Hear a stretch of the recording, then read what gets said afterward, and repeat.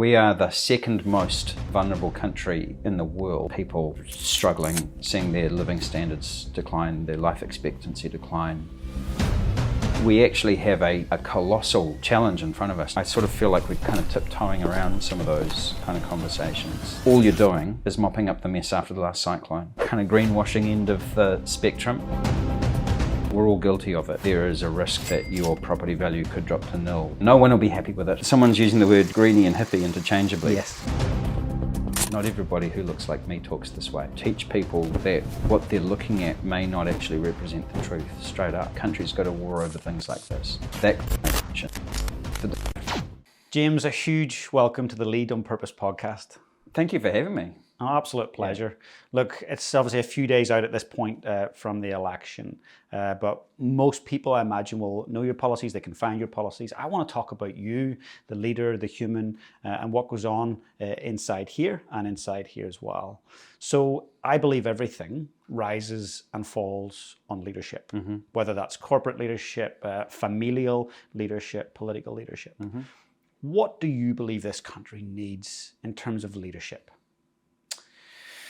Look, it's a great question, and it doesn't get asked a lot during an election campaign, which is exactly the time that you think that you would be looking for that. I mean, I would hope that we would have a level of leadership that was focused less on winning power and more on what you do with it, what is it for?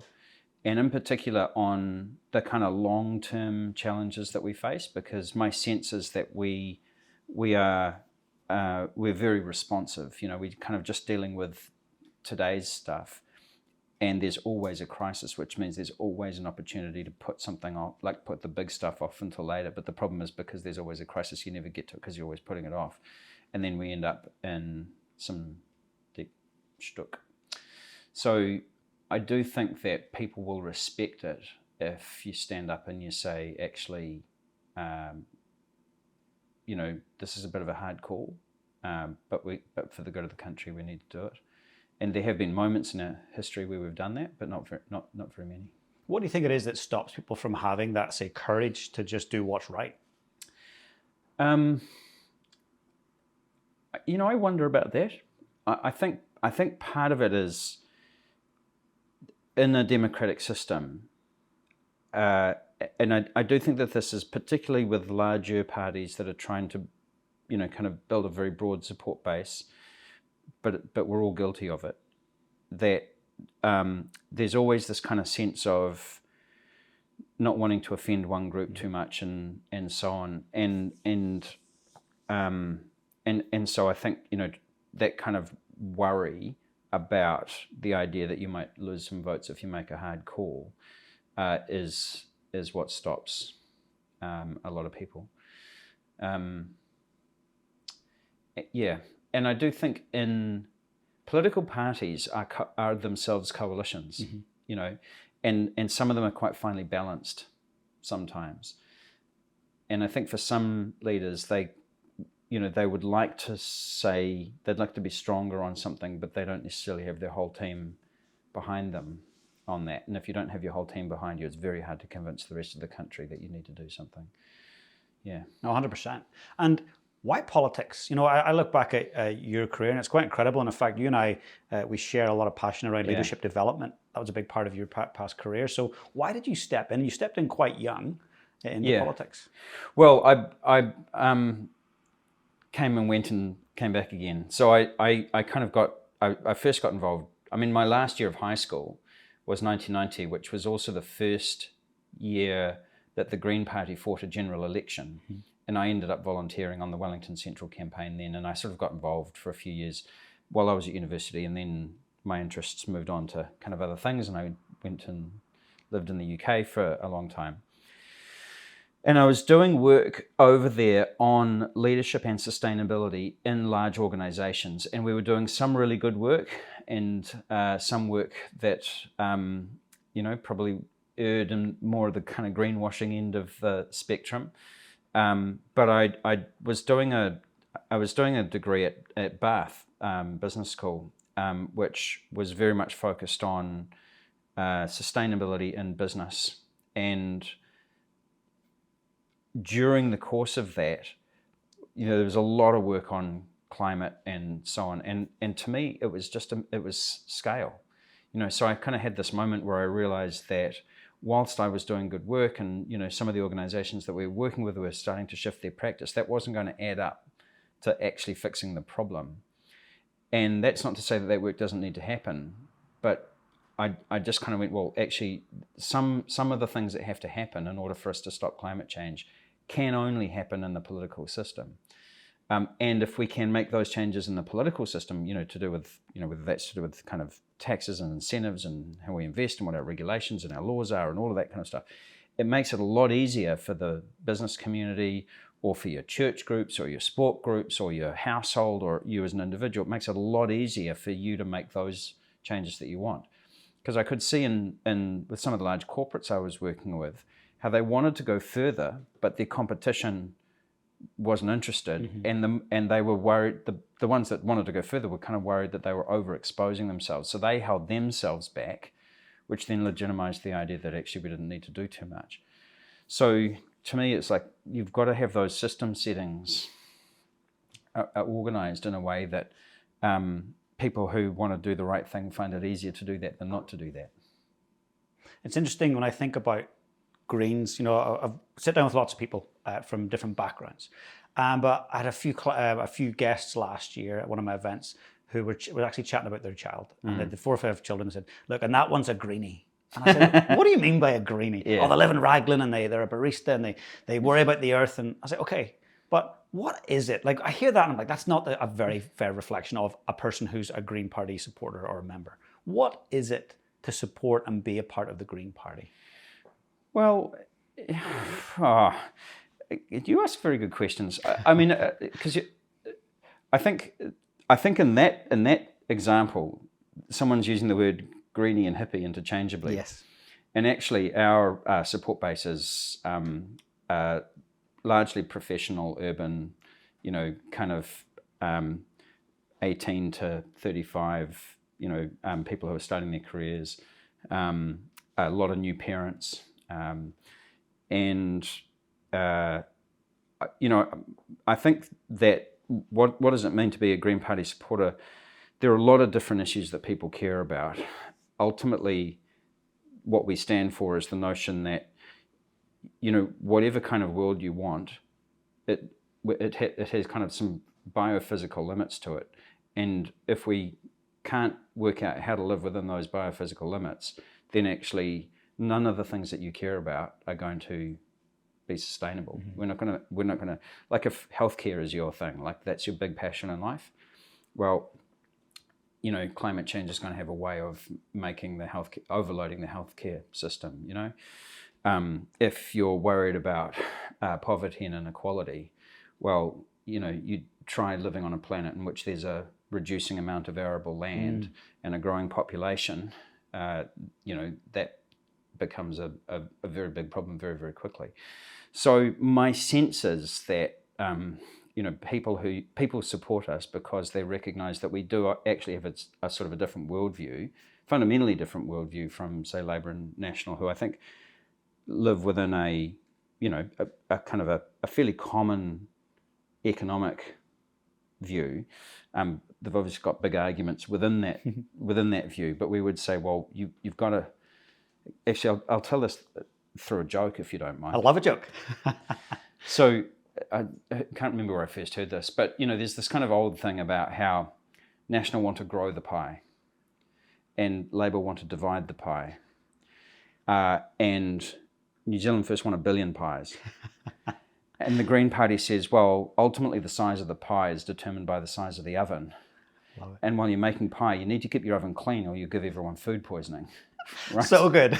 So you can grow the pie, you can divide the pie, but the pie, that's kind of what we're saying is that you need to take care of the oven as well. Fair too. Yeah. And when I think about that, because for me, we've got to focus on maximizing existential longevity, right? Yes. And that's people and planet. We've got to prioritize people and planet. Now, AI. I sat down with Mo Goddard from Google X to chat about AI. And he says, look, we might have a couple of years before things turn to custard with AI. Where does that sit from a leadership standpoint for you? Are you guys using, embracing, thinking about how AI and climate interchange? So as climate change minister, it's sort of starting to kind of, I'm starting to detect people who are innovating around the use of AI in some of what they do for example, Earth observation data, which is very expensive to collect because you generally do it from space, and if you're not doing it from space, it's even more difficult to collect because you're doing it by hand on the ground. But you're starting to see people pulling in data sources from all these different feeds and then crunching it through AI systems and producing phenomenal insights that we kind of weren't easily able to get before, or we were only able to get at colossal expense. So it's bringing down cost. I mean, the kind of standard things, right? It's bringing down cost, it's democratizing, it's opening up, and so on. And that can be amazing. I don't think that the government system has got its head around AI at all yet. And it's going to be interesting to see how that kind of plays out. But I am seeing there are some of the kind of environmental innovators out there that are really starting to use it. And, you mentioned Google and so on, but there are some great domestic operators who are starting to kind of really think about what are some great applications of this. The risks of AI, of course, are, we're sort of already starting to see that in the democratic system. My Twitter feed is full of comments, much of which is bot fed, but it used to be kind of like you used to read it and go, it's clearly a bot because it's saying something that doesn't relate at all. Now it relates, and so you kind of click and you check how long has that account been operating. Oh, it's been open for 4 weeks. Oh, okay, that's interesting. And then so have the other 50 accounts have all been open at the same time. So that worries me, because it's kind of using AI to essentially undermine the democratic process. And how can the government get this right? If the government doesn't get this right, we're in trouble. Yeah. And there is a question there when you say, how can the government get this right? Because part of what we're dealing with in the kind of misinformation, disinformation space is the idea that the government's trying to control our thoughts. All right. So if we try and do something about misinformation, disinformation, it kind of reinforces the conspiracy that actually, like the government's out to kind of manipulate the system. So it becomes really, it becomes something of a self-fulfilling prophecy that the more you do to try to resolve it, the more it reinforces it. Finland have been dealing with Russian misinformation since World War II, if not before. So they've developed quite a sophisticated immune system. They teach critical thinking in schools, which includes looking at social media and saying, where did this image come from? How old is this image? Does this image, is this image actually from somewhere else? Wow. Those kinds of things to try and teach people that what they're looking at may not actually represent the truth straight up. And they were doing that when, people were dropping leaflets out of the sky, Wow. As opposed to, bombing your social media feed and all that kind of stuff. So they've got quite sophisticated systems where they've had to deal with a very concerted propaganda machine over many decades and still maintain a democratic pluralistic society. And I think if we can look at examples like that, then that's really, I think, where we need to get to. 100%. And I think a lot of people, I feel, are turning a blind eye to AI, and we simply can't afford to do that.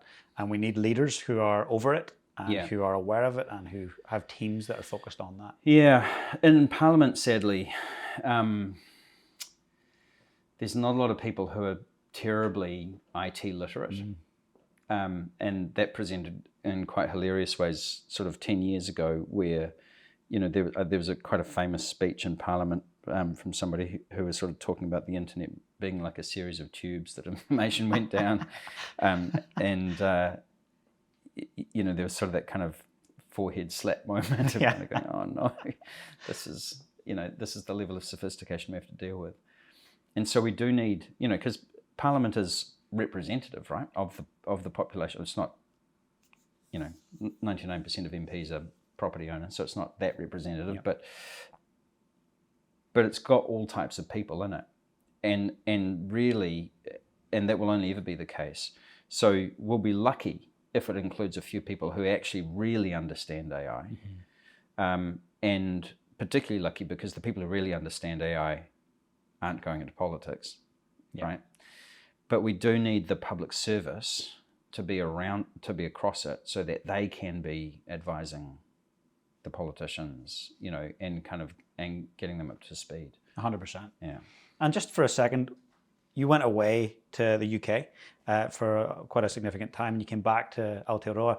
What does it mean to be a Kiwi? What does it mean to you?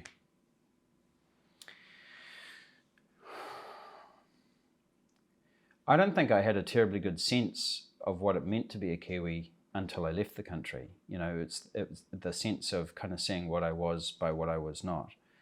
As a white person who speaks English, then there's a lot of other countries where there are white people who speak English, but it became very quickly apparent, to me, that my values are shaped by the country that I'm from.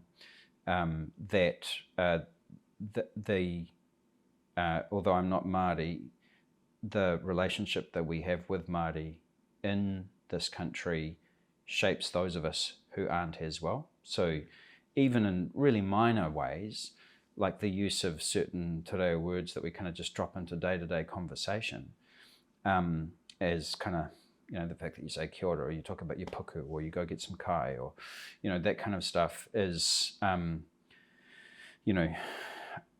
just provides a little bit of a sense of like, oh yeah, that's right.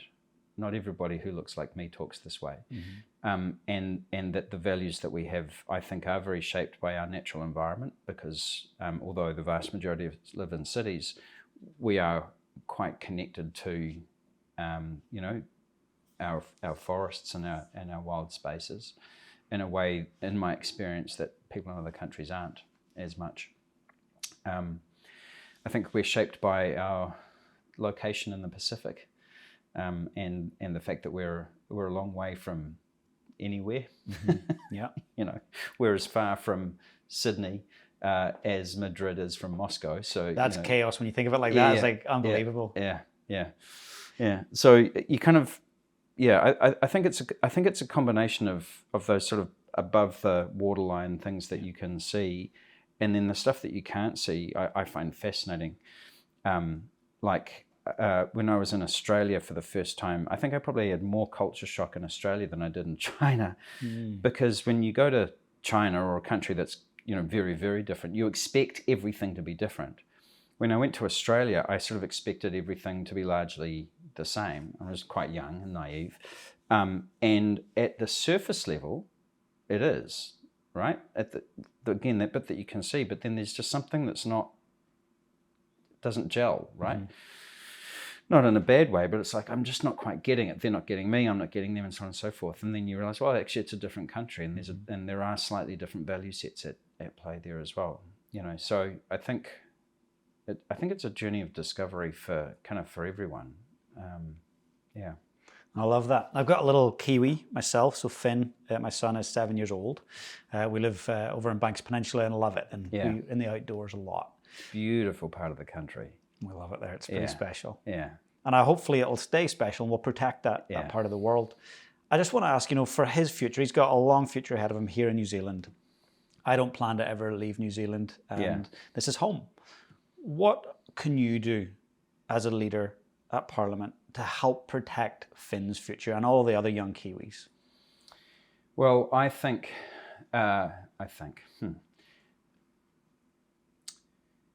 Finn is going to grow up in a world that is radically different from the one that we have today. The choice that we've got, I think, is how different, and in what ways.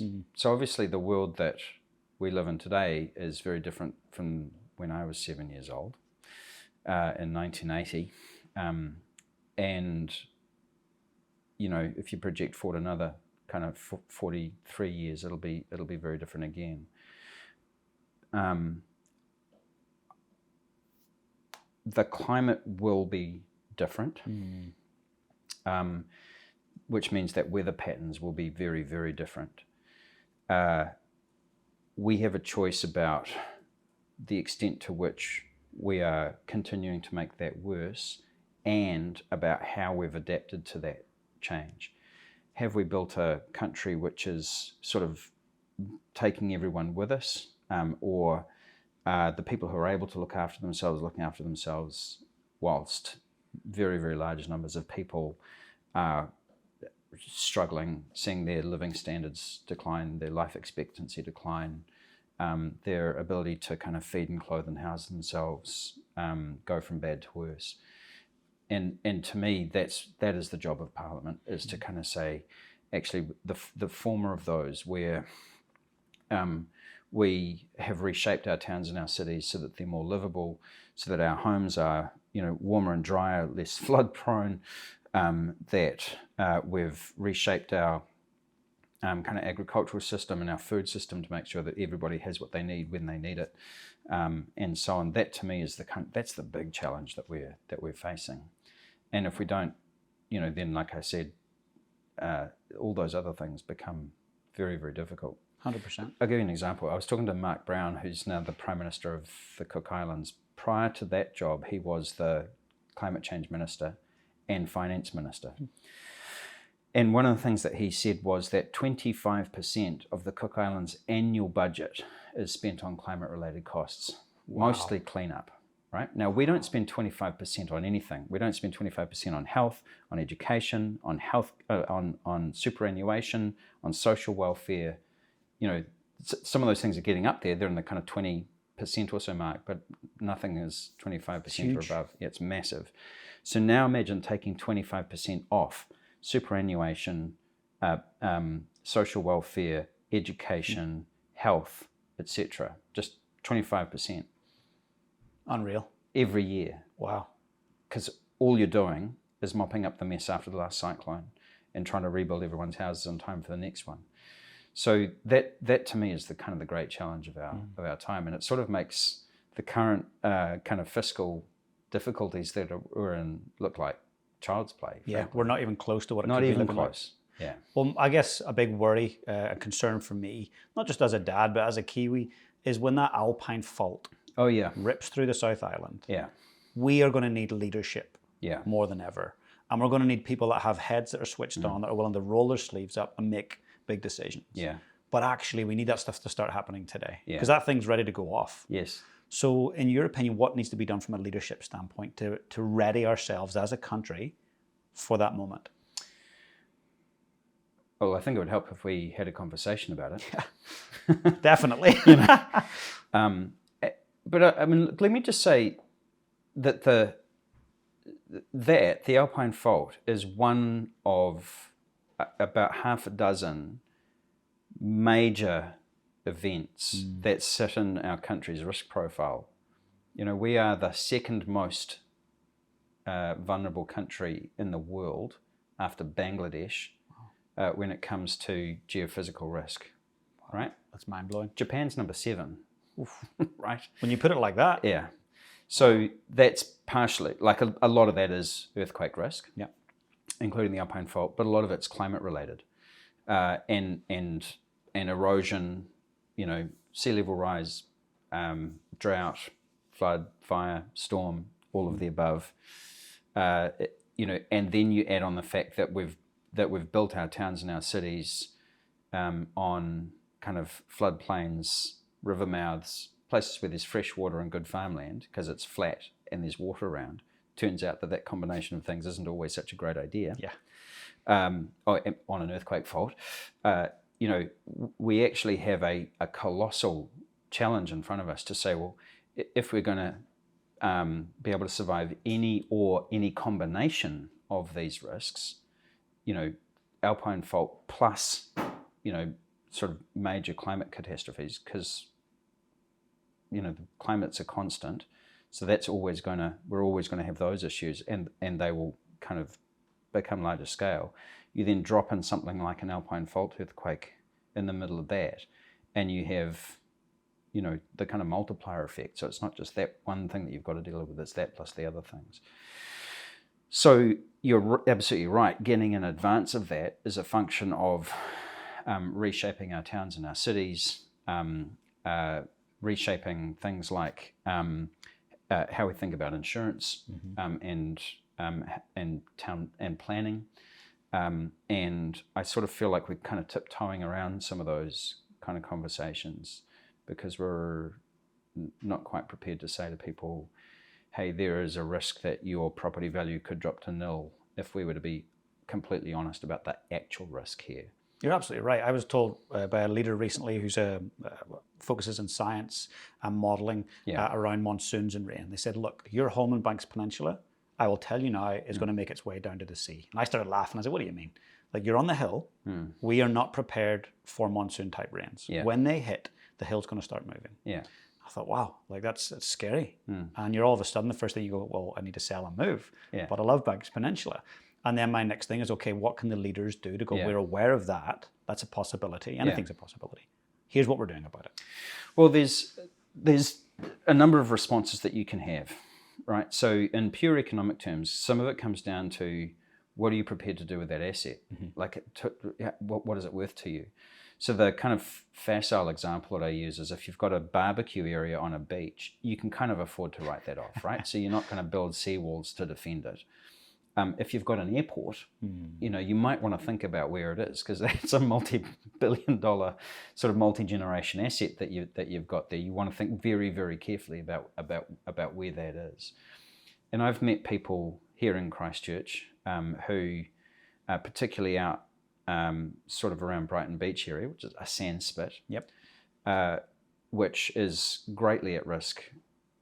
From kind of sea level rise and combination of things, where people who are kind of retirees, their kids have left home, the kids have gone to university, they've got good jobs, they've got their own asset base, and they've sort of said, well, we know that this property will probably degrade to a point that it's unusable at about the time when we will have no use for it anymore, and that's fine, right?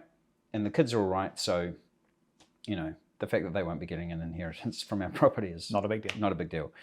Right next door, 30-year-old parents with 1-year-old children, that asset is everything to them. Yes. Right? So how do you design for a community to make a decision about its future? How are we going to support people to kind of manage those changes? That to me is probably the greatest public policy challenge that faces it at the moment, and we're not really engaging with it. Is that something you'd be willing to say, guys, we need to engage with this Well, conversation? we do. I mean, I kind of feel like I have been, right? But, and actually, a couple of months ago, we set up a select committee inquiry to look into exactly this, and I hope that it will lead to legislation.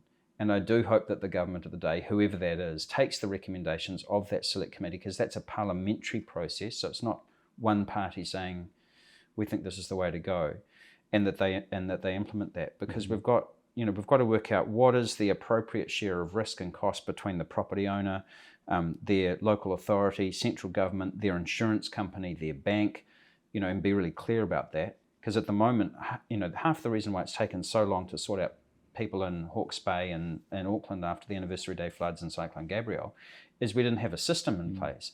So you've got to build the system and then make decisions within the system.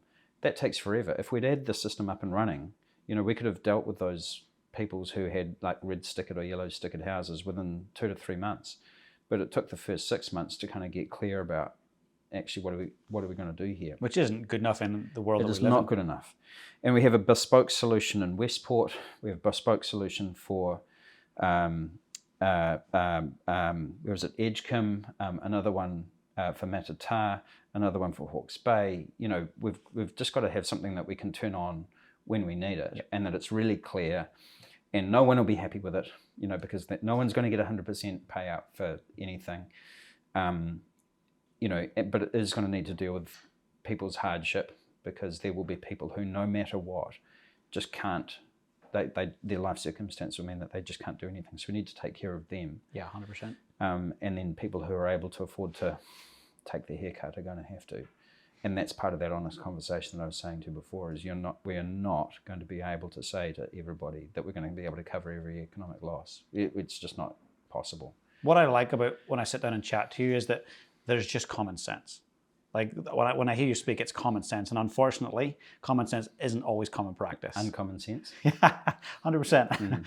Now, I want to ask, what has shaped your leadership? Who are the key people in your life, going back to your younger years or maybe childhood, that have shaped the man and the leader that you are?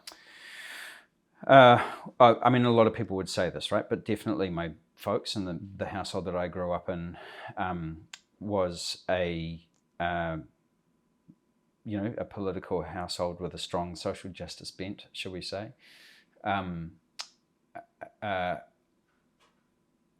The moment for me was when I was about 12, and I was sitting in the back of my class talking to my friends, which was kind of what I did because I was a terrible student.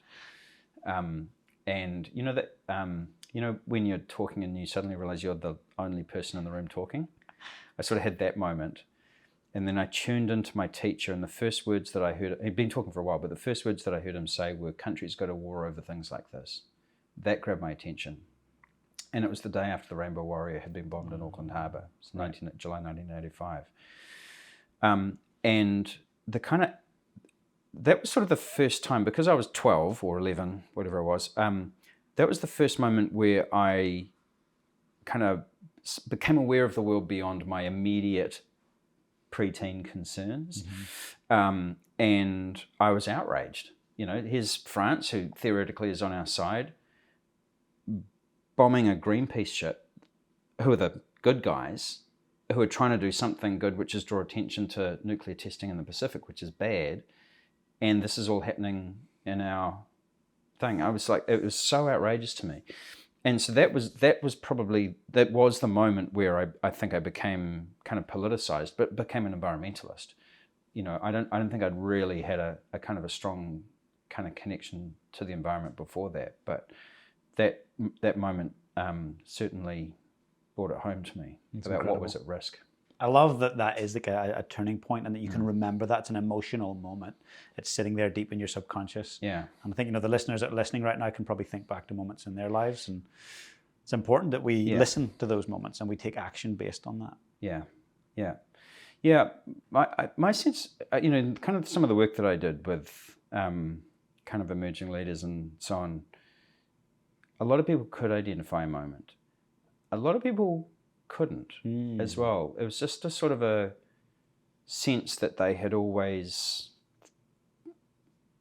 or that there were kind of like increments where they became increasingly concerned about these things. For a lot of people, it's kids. Right. I was in this remarkable conversation, these kind of round table breakfasts that you have, Chatham House rules, bunch of chief executives, and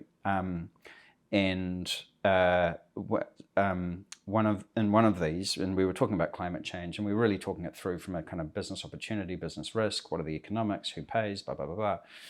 And then right as we were just kind of getting to the moment of closing up, one of these CEs said, my 20-year-old daughter came home the other night and told me that she wasn't going to have kids because she didn't want to raise a child in a climate catastrophe world. Wow. What do I say to her?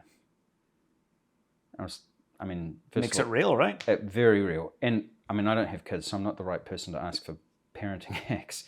But the interesting thing to me was everybody else around the table, all these other cities, they're all a similar age group, right? People in their kind of 40s and 50s, teenage kids and so on, they all nodded.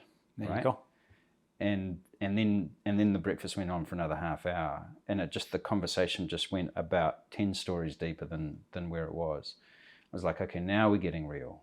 Now we're having the real conversation here. Because the rest, what we had been talking about is logistics. It's all cognitive, right? It is. It's entirely cognitive, and it's just business as usual, right? It's like, and so to be able to kind of tap into, well, what's really going on here, that to me was really powerful, because then you can arrange the logistics around that principle. Yeah. But as long as we're just kind of having this cognitive, largely abstract conversation, we're not really going to be making much much leeway. Makes sense. Get out of the head and into the heart. Yeah. Look, James, I've got two last questions for you. So one is, I'm sitting here and it's currently a few days out from election day.